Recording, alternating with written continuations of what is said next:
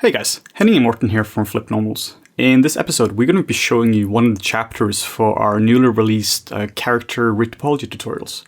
We are showing you in this series how to take a character from start to finish when it comes to basically doing the full retopology, including UVs. So sit back, relax, and enjoy. Okay, so now in order to get started with the retopology again, we simply just select the mesh we had before. Make sure it's set to make live again, the original reference here. Let's select the mesh, and then we just hit the quadro tool. And now it's time to party. Now it's time to party. This is where we just connect stuff up. This is, I guess this is the more exciting part of it. Yeah. Like laying down the foundation loops isn't necessarily super exciting because it doesn't look like a lot of stuff is happening. No. But until, like now when you start connecting them up, you actually start to get full usable topology. Yeah. Assuming you're making good topology, that is. We also just enabling here like display properties. Under display properties, just polygons, just so we can see how many polys we have selected in each loop. Yeah. Because that's quite handy. Like we said, we aren't strictly speaking counting, but it's still useful just to have a general idea of what's going on here. I tried to make them nice and even. The more evenly spaced these are in the beginning, the easier everything is going to be later on. Luckily, the Maya has a super nice smoothing tool where you can just hold on. You can just enable soft select with the B key, and you can smooth everything out with the tool, and that's really convenient. Yeah, I think the smooth tool in the quadro. Smooth tool within the quadro tool is actually really nice because it's already conformed to the surface. So you can lay down loops that kind of look ugly and then have it nice and evenly spaced out at the end. We're going to be doing that later on as well because there is no way you can keep it super clean. I used to retopologize a lot in Modo, and in Modo they didn't have the smooth tool, so you just had to be super clean about it. Yeah, and it's good to get into the habits of being super clean, but you also don't care. I mean, the thing is, you can't compete with a computer. No, no. It can make things to perfection. Yeah, so my approach today is be a bit messier and then just go crazy with smoothing afterwards. But that still means don't be messy, just be messier. Yeah, I mean, it's like you can speed up your process quite a lot if you don't lay down perfect loops all the time. Yeah, because retopology is one of these things you can spend months on just perfecting everything. Yeah. But topology is one of these things that you don't really care so much about the final topology at the very end. You care far more about the final result. Sure, there are a lot of nerds out there who just really likes looking at good topology because it makes them feel good. And sure, there is something to that as well.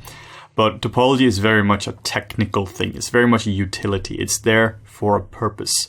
While you really should be spending more of your time on the artistic side of it, like the texturing side, the sculpting, really stuff which can make a huge difference. And there's definitely something to be said for having super nice, all quaded topology, but also don't let it go to your head. No. It's quaded topology isn't everything. Quaded nice topology isn't everything all the time. There's like we've said in many videos before, there's definitely a time and place for triangles. Yeah. I mean, we literally just said that in the last chapter, so it's like... So we were trying to avoid triangles. Yes. But if there is a spot where you can just input a triangle, like we're talking about our elephant graveyards here, or we just wanna make sure that our topology is nice and simple, and oftentimes by inserting a triangle you can avoid having a whole new loop into it. You want to avoid n-gons, because n-gons are super nasty when it comes to ZBrush. ZBrush literally won't accept n-gons, so you got to kill those guys. Yeah, that's the dangerous part, because your n-gons can technically be fine if you have a completely flat surface and you're rendering, but as soon as you import it into something like ZBrush, ZBrush will actually create triangles automatically, so your point order is going to be screwed up. Yeah, that's really nasty. Yeah, so technically it's not the same mesh anymore. No. Oh, then you are really in trouble. If your point order changes in the middle of, because you have an n-gon in it, and suddenly like none of your face mesh is going to work, or nothing is going to be working, that will be your fault and your problem. So you really got to make sure that that's working fine. But triangles, whatever works. Be smart about it. Be smart about it. The shoulder area is an interesting one as well, because there is so much deformation happening in the shoulder area, and I think the topology we're doing here is fairly good for deformation in the shoulder area. We just have a nice loop going around it, and it kind of conforms to the deltoid a little bit. Yeah, and it's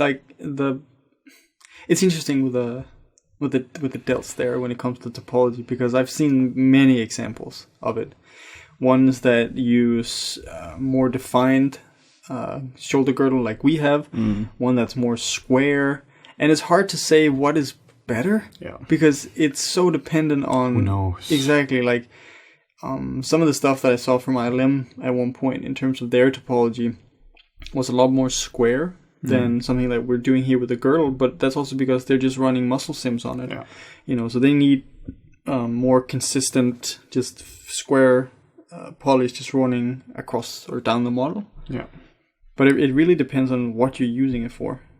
Yeah, like if you look at some more old topology stuff, like maybe from like mid 10 years ago or so, then you would see everything is a lot more defined. They would actually define like the biceps and the lats and everything in topology. And that was because there was no muscle sim wasn't being used at all then. But today you want to stay more gridded, because if you have the muscles baked into topology, that means they're always flexed. And that's a problem. Yeah. Because now you can't really unflex them, and you want to look natural. So that's what we're talking about. Like, there is kind of like a ratio between fully gridded, where like nothing is defined in topology, and where everything is defined in topology with muscles. You probably want to use a hybrid, where like for faces, you just have to bake in something like the nasolabial fold. There is no way to go about that. But in a perfect world where we had crazy technology, you will probably simulate as much as you can with that. But the phase isn't really being simulated at this point. You do specific blend shapes for it. But I'm sure that's going to change as we get more powerful technology. Yeah. More and more is being simmed. I love sim. Sim is so good. I love sim because I'm not doing sim. I just give some simple models to the sim department, to CFX, and they make it look awesome. I say that I love sim, but I actually don't always. I was doing shot sculpting for Pacific Rim, and the sims that we were getting from the effects department there, it had to be done quick. Yeah. So a lot of stuff had to be fixed. Oh, look at that. Look at how you can just smooth that out. That was so perfect. Yeah. But the sims that you get, they're never going to be perfect. So there's always going to be fixing that you need to do on the sims. Yeah. Yeah, exactly what we just did there with smoothing off the shoulder area. You can spend all the time doing this by hand, but technology. Let's do the computer. Let's make the computer do the work for us. So if you smooth while hovering over just the general model, then you're smoothing off the internal bits. If you smooth while hovering over the border, you're smoothing down the border. Really nice stuff. We cover this in our free videos as well, and we're of course linking to this in a document, which follows along as well. Because there's no reason to really include the actual video files when they're literally available for free online. So let's not kill your bandwidth here. No. So again, you can see here connecting stuff up because everything was already connected nicely when we added loops here. The nice thing is about just working with cylinders is you can just go in and just add another loop. Yeah. This is one of the hard things, actually. I think this is one of the things that really speaks against doing C-remesh topology. Being able to do something here where you just go in and you just add a loop. Yeah. It's pretty tricky because you have to make it work with everything that's already been created. Whereas here, we only have to make it work with, the number of spans that are above and below there. Exactly. There aren't any spirals or anything nasty here. If you were to do the same thing here for even a low-res C-remesh model, you would realize that like the finger is connected to the inside of the ear or something like that. Some crazy shit, which is really problematic. So I highly recommend not using C-remesh, unless there's like a 911 thing and you're in trouble and you want to just let rigging deal with all the problems. But you really want to just do this properly. Yeah. And if somebody tells you not, then don't trust them. If you have a teacher or something who tells you that topology is dead and only C-remeshing exists now, you don't have to worry about it. They're wrong. Then they don't know what they're talking about. No. Unfortunately. Then they haven't really been doing this. But that's, I think, I'm almost afraid that this is one of the things we're the most known for, but it's also good, I think. The fact that we talk this much about topology, because I think it is so important, and I think a lot of people don't realize that topology is still manual. Yeah. The main topology is still manual. It's not automatic yet. No. I wish it was automatic. That would be awesome. But unfortunately, it just isn't. This would be a really boring tutorial if it was all automatic. Yeah, you click this button. That would be $40, please. That'd be a great tutorial. Yeah, it would be good for us. We're just clicking buttons for like 4 hours. We could totally do that. Yeah, that would have been a lot less work, to be fair. Here you can see as well, it's a bit tricky to actually like get the polys to insert, and that's just because the tool in Maya.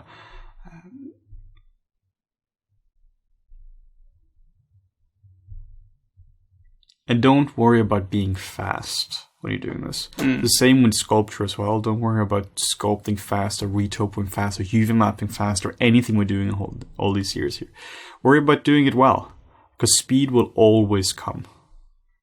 But it's just practice. Yeah, exactly. But if you aren't, you can be slow and good, and you can be taught to be fast. But if you're fast and shitty, it's really hard to teach somebody fast and shitty to be fast and good. Yeah. Because then you're just rushing the foundation. Man, I love this smoothing tool. It's so good. You see this tool here? This is really annoying. This is when you're supposed to just drag out the loops here, but it just accidentally drags out a strip. And that's just the way life is. We're going to be doing this a lot more in this series.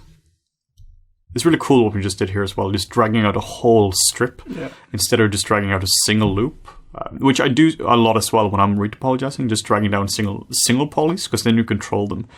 But just having a whole loop is also really handy.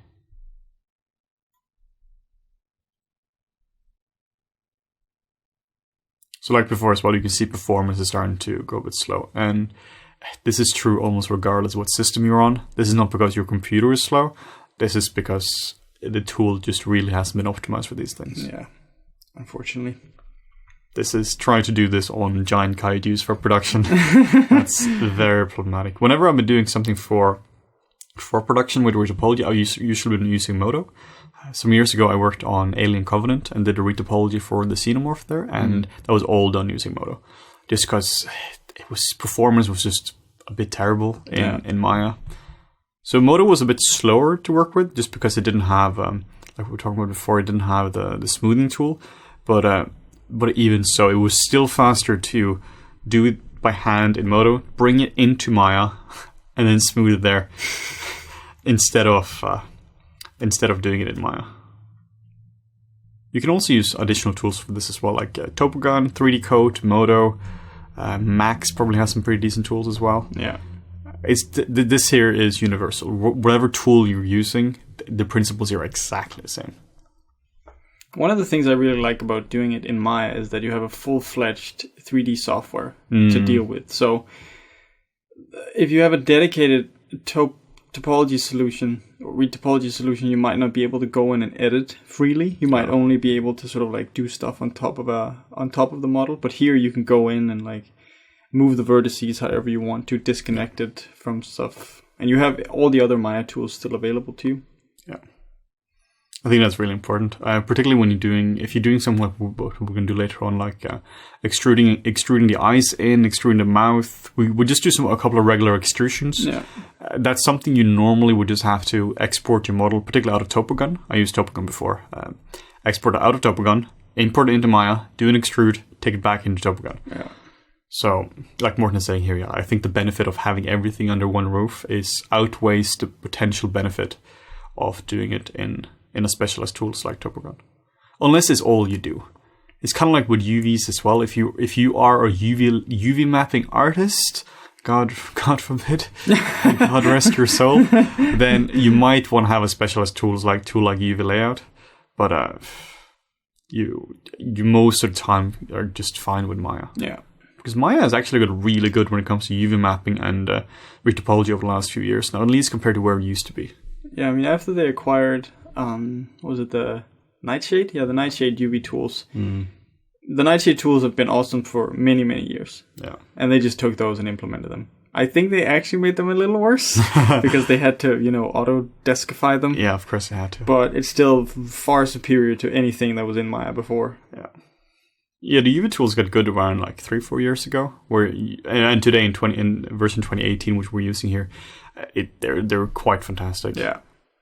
They're not as fast for pure unfolding and some of those tasks as certain other tools, but who cares? Like, for these kind of characters here, maybe you do unfold like 20 times or so, and then you just click it and you wait like 2 more seconds. You're talking like maybe a few minutes compared to the other ones. But it's not gonna break the bank. No, it's not. And yeah, like Morten was saying, the benefit of having everything in one tool far outweighs having specialized tools, unless you do it all the time.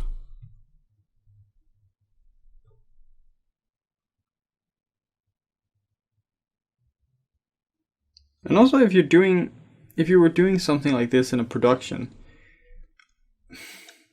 you probably wouldn't even do bespoke topology because this is so similar to a human that you would probably just wrap whatever base mesh that the studio is using. That's the most likely scenario. You might, maybe not even for the feet here, so you would probably, for something like this in a production, you'd probably just wrap a fully functional topology man, lady, or whatever they have in the studio. Yeah, that's how this is normally done in production, because doing this kind of stuff is, when we did the xenomorph for Alien, we had to, because the head is obviously completely different, but also the body as well is also quite different. We had a lot of crazy stuff happening there. But if you're doing something like this, which is way more humanoid, there is no tail, there is no anything. This is a human just with different proportions. You might as well just wrap it. And by wrap it, we mean actually using a tool called wrap. We're not talking about the concept of wrapping something. Yeah, there's a tool called Wrap3, so WRAP3. Yeah. They have another tool called WrapX has scripting support. So using those tools really speeds up your process. That's the standard for doing digidoubles pretty much nowadays, I think. Yeah, if you have a digidouble, the way it's going to work now, it's not going to work. You get some shitty images from the internet, and then you align them up in camera, and now you spend 4 weeks trying to align it.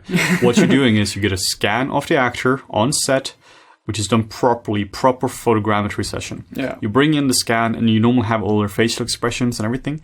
Now you have like 100 cameras you can look through in Maya, and you really just align it as much as you can. You use Wrap3 or whatever tool you might have to just automatically wrap it. You just select some points on your base mesh, and you just select some points on the scan, and you just click boom. Yeah. And it does it basically perfectly. It's crazy. It's crazy, the tool. It can even like, even if you're holding on to objects and stuff, like if you're wrapping a hand that's holding on to a ball, it can still wrap the hand. And you can work on textures now as well, so you don't actually have to have points for it. So you can, as long as you can apply the texture to the scan, now you can just click boom, and it's just gonna go boom. It's fantastic. So retopology, it's not that it's a dying art per se. It's just that the big productionalists at least are getting more efficient. Yeah, it makes no sense to do this for every single character when you can just conform it to something else. Yeah, and once you have an artist that knows how to use wrap, which takes around half a day maybe to get familiar with, you can just, well, poor artist, but then you can just have them wrap all day long. Yeah, this is why I'm advocating for people to either go into more technical fields when it comes to 3D, like proper programming, Houdini, or go into more artistic side of it. Yeah. Because something like retopology, which used to be something you can just have as your main skill, that skill is going away. And today it's still happening, for sure. But a lot of this is outsourced today to India or to China. The major studios most likely have a studio in either India or China. And it's being done there. Because retopology isn't... If you're more beginner and watching this and we're saying it's not hard, you're going to be like, what are you talking about? It's super hard. Once you've been doing this for some time. Yeah. If you've been doing retopology for some years and been doing 3D for some years, it's not very hard compared to sculpting or scripting. So we highly recommend that you learn something else than just retopology. Yeah. Yeah, it's an unfortunate reality. Yeah. And the people in India are gods at retopology. Like that's what they do. That's what they do. They are. I'm so impressed every time we've actually used an India department and sent work down there, because first of all, it comes back way quicker than what we'd be able to do, and it's as good, if not better. Yeah. You know, because that's, if they have someone dedicated to topology, there's no way I'm going to be able to compete with that. No. So learn proper sculpture. But that said, like, this is, of course, is a super valuable skill to have. And if you're a 3D character artist, you need to learn retopology. You shouldn't be like, I don't want to learn it because it's going to be outsourced. It's still one of the fundamental skills you need to learn. And particularly for personal projects, I mean, let's face it, you're not going to outsource your personal projects. But also for personal projects, you might not really care about topology as much. Yeah. But this here is particularly more valuable the smaller the studio is as well, because no 30-person company is going to have an India department. No. That's like if you're a few hundred people.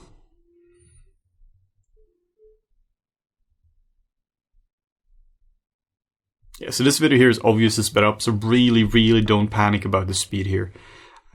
Whenever we're working, it's just kind of like you put on some podcasts and you're just doing this slowly. Yeah. Can't stress that enough. Slowly, methodical, and just relax while doing it. Because it looks a bit twitchy here, but slow and proper.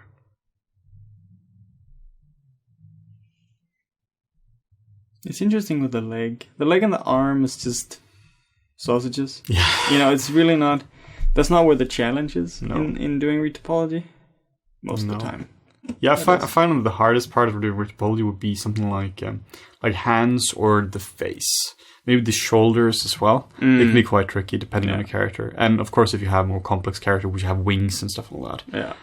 But we were gonna, when we were concepting this up, we were talking about adding wings, or adding like some kind of like tissues between the arms, kind of like gliding wings. But then we didn't. So glad we didn't. Yeah. Because the moment you have wings or some really thin membranes, all hell breaks loose there, because it's so much harder to do. I have okay, so this film isn't out yet, so I can't talk about it too much.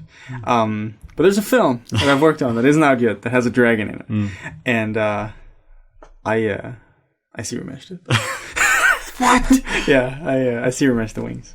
Because the wings... Confession time. Confession time. You know, I don't work in VFX anymore. Screw you, suckers. No, the last thing you did was just a sear mesh out of spite. Yeah. Because for something like the wings, it was just the membrane. Then the membrane wasn't connected by the mesh to the bone, which meant that the bones were sear meshed and the membranes were sear meshed. Which was awesome, because there's like a skeleton dragon, so you could just sear mesh the bones, sear mesh the wings, and then I could just sculpt immediately. How does it feel to be literally sated, Martin? Yeah, I mean, it's, oh man, you know, biggest hypocrite ever. But I hate myself so much. You're like, oh no, this is so hard. But yeah, like sear meshing is fantastic if you have stuff which doesn't really deform a lot. Yeah. Obviously here the wings themselves will deform, which might not be a problem when it comes to something like bones.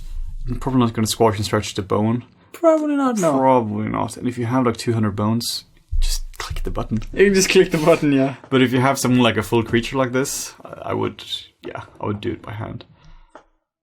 And then fight anyone who says otherwise. Unless it's Morton, because then there's a good reason for it. Oh, shit. But it's just a tool like everything else, of course. Like, sear meshing isn't bad. It's just a tool like all other tools. There's a time and place for it.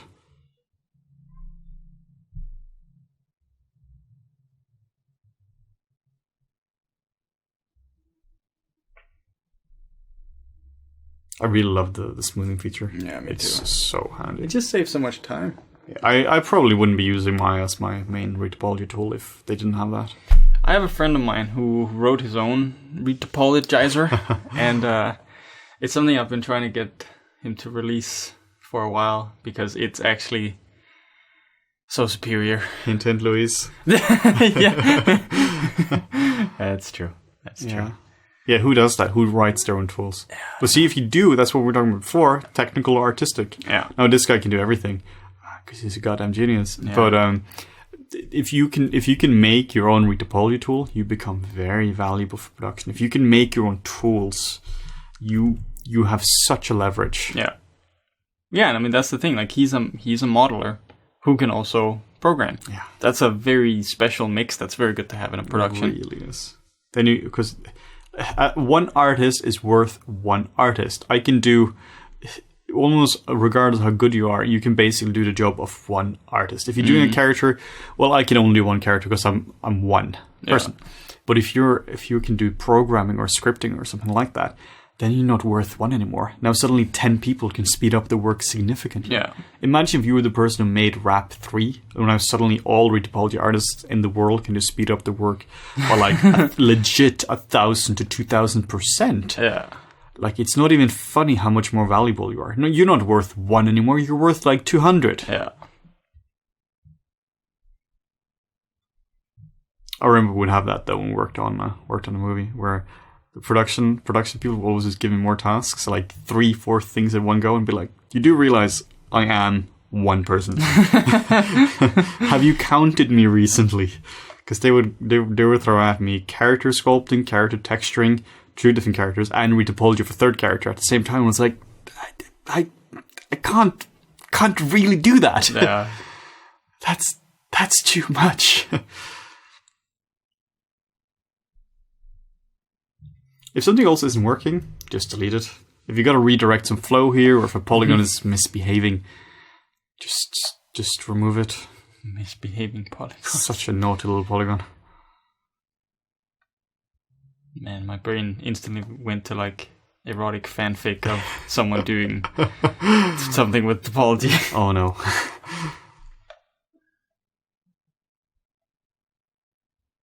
Should we have like a PG warning or something? Like PG-13 at the start of the video? We should have that for a specific chapter. Yeah. So in this chapter, we will talk about these things. Oh, guys, UV mapping's tutorial of that.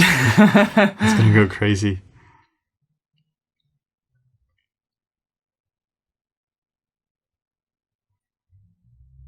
Yeah, and the more you do this as well, the more it's going to make sense. The first time you're doing your character, the very first character you'll be doing, you're going to be like, I guess this makes sense, but your loops are going to go everywhere. You're probably going to have quite dirty topology, because I did that. There you go. Again with the dirty topology heading.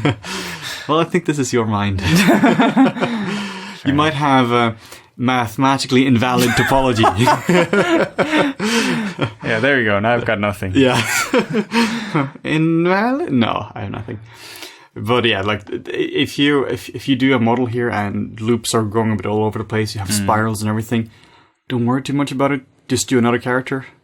I thought it'd be easier to restart the character, at least topology, than it is to try to fix something. Because yeah, if it's really broken and you can't get it to work, then scrap it. Yeah. But this is exactly the same issue you run into when you're Z-remeshing. If you're Z-remeshing an entire character, where you can run into the issue that you think parts of your topology is working because the Z-remesher makes it look like a fairy tale. Yeah. But you're like, this is amazing. Yeah, it's like, oh, just one click and I'm basically done. And then you realize, I still have 2 weeks of work left. Yeah. So, it can be tricky like that. So sometimes you just have to scrap all of it. Yeah. The way I like to think about it, this is something we might have talked about in other videos before, is that if you're doing this by hand, you know that maybe this character here, if I were to do this for production, this would probably take me maybe a few weeks in total. Obviously, I would refine the topology more than it's done with this. Let's say it takes me 3 weeks to do this full character. That's around what the xenomorph took me to do. Then that was including UVs as well. So yeah, around 3 weeks is realistic for that. That takes me 3 weeks, but after 3 weeks, I know it's done. Yeah. If you're doing zero meshing, then it takes you like 2 seconds to click the button, and then you have a mystery variable of X. Yeah. So how long is it going to take you? Well, let's first send to rigging and see if they have any complaints here, and then we see if there are some crazy spirals, and And you just don't know. Maybe in total it takes you like one whole week to figure out the issues. Then you're spending another week trying to fix them. Yeah. And in total, maybe it takes you over 4 weeks to do the entire thing. Yeah. So it's not just, or let's say it takes you the exact same amount of time. You might as well just do it the correct way from the beginning, where you can actually give people a proper estimate. I think that's really important. Because then they can rely on you. I can't remember if we mentioned this, but when you're using the smooth brush, like you said, we also moved around the topology before, you can see we have soft select enabled. And soft select enables you to select a larger area. So smart. So without soft select, you're only going to be able to select one vert. Yeah. So with soft select enabled, that's where the tool gets super powerful.